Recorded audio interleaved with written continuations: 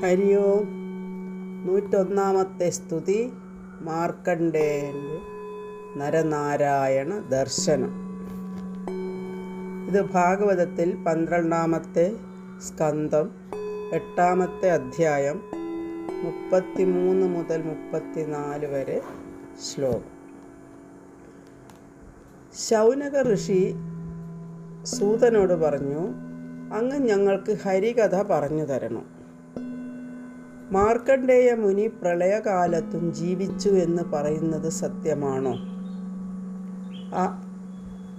ആലിലയിൽ ശയിക്കുന്ന ശിശുവായ കൃഷ്ണനെ അദ്ദേഹം കണ്ടു എന്നും പറയപ്പെടുന്നു. പുരാണം അറിയുന്ന അങ്ങ് ഈ സംശയം തീർത്തു തരണം. സൂതൻ പറഞ്ഞു, ഹരികഥ പറഞ്ഞാൽ കലിദോഷം മാറും, അത് നല്ലത് തന്നെ.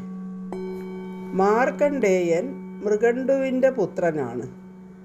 നിത്യബ്രഹ്മചാരിയായി ജട ധരിച്ച് മരവുരി ഉടുത്ത് പൂണൂൽ, ദണ്ഡം, ജലപാത്രം എന്നിവ ധരിച്ച് സൂര്യൻ, അഗ്നി, ബ്രാഹ്മണൻ, ഗുരു, ആത്മാവ് എന്നിവയിലെല്ലാം വെച്ച് ഭഗവാനെ ഭജിച്ചു. തപസ്സും അധ്യയനവും നന്നായി അനുഷ്ഠിച്ച് മാർക്കണ്ഡേയൻ ബ്രഹ്മചര്യത്തോടെ വസിച്ചു. സന്ധ്യകളിൽ ഹരിയെ അർച്ചിച്ച് ഭിക്ഷ വാങ്ങി ഗുരുവിന് സമർപ്പിക്കും. ഗുരു പറഞ്ഞാൽ ലേശം ആഹാരം കഴിക്കും, ഇല്ലെങ്കിൽ ഉപവാസം തന്നെ. ഇങ്ങനെ തപസ്വാധ്യായ നിഷ്ഠയിൽ അനേകായിരം വർഷം കഴിച്ചുകൂട്ടി മാർക്കണ്ഡേയൻ മരണത്തെ ജയിച്ചു.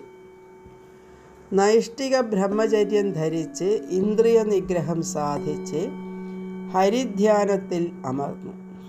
ഇങ്ങനെ 6 മന്വന്തരം കഴിഞ്ഞു. 7-ാം മന്വന്തരത്തിൽ ഇന്ദ്രൻ ഇതറിഞ്ഞു. ഹിമാലയത്തിൽ പുഷ്പഭദ്ര നദീതീരത്ത് ചിത്രശില എന്ന് പ്രസിദ്ധ ശിലയുള്ള ആശ്രമമായിരുന്നു മാർക്കണ്ഡേയ ആശ്രമം. അവിടേക്ക് ഇന്ദ്രൻ, കാമദേവൻ, വസന്തൻ, അപ്സരസ്ത്രീ ജനങ്ങൾ എല്ലാവരെയും മാർക്കണ്ഡേയൻ്റെ മനസ്സ് ചലിപ്പിക്കുവാൻ അയച്ചു. എന്നാൽ ഒന്നും ഫലം ചെയ്തില്ല. മാർക്കണ്ഡേയൻ്റെ മനസ്സ് ഇളക്കാനുള്ള പരിശ്രമം സഫലമായില്ല. ഇന്ദ്രൻ വിസ്മയിച്ചു. തപസ്, ഇന്ദ്രിയ നിഗ്രഹം ഇവ സാധിച്ചിരിക്കുന്ന ആ ബ്രാഹ്മണനെ അനുഗ്രഹിക്കുവാനായി നരനാരായണ ഋഷികൾ അവിടെ ആവിർഭവിച്ചു.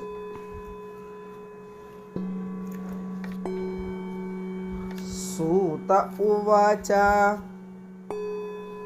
തൗ ശുക്ലകൃഷ്ണോ നവകഞ്ചലോചനോ ചതുർഭുജോ രൗരവ വൽക്കലാംബരോ പവിത്രപാണി ഉപവീതകം ത്രിവൃത് കമണ്ഡലും ദണ്ഡമൃജും ച വൈണവം പത്മാക്ഷമാലാമുദ ജന്തുമാർജനം വേദം ച സാക്ഷാത് തപയേവ രൂപിണൗ തപത്തണിത്വർണ്ണ പിശങ്കരോചിഷ പ്രാംശൂദാനോ വിബുധർഷഭാർച്ചിതോ.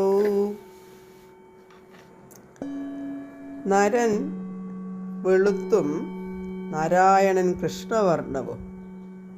2 പേർക്കും ചതുർബാഹുക്കൾ, പവിത്രവും പൂണുനൂലും മൃഗത്തോലും മരവുരിയും ധരിച്ച് തപസ് ഉടലെടുത്ത പോലെ മിന്നലിൻ്റെ പ്രഭയോടെ അവർ ശോഭിച്ചു. അവരെ കണ്ട് മാർക്കണ്ഡേയൻ എഴുന്നേറ്റ് നമസ്കരിച്ചു.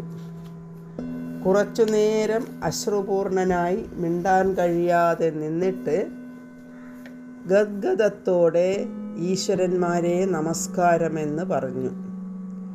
പിന്നെ അവരെ കാൽ കഴുകിച്ച് പീഠം നൽകി ഇരുത്തി.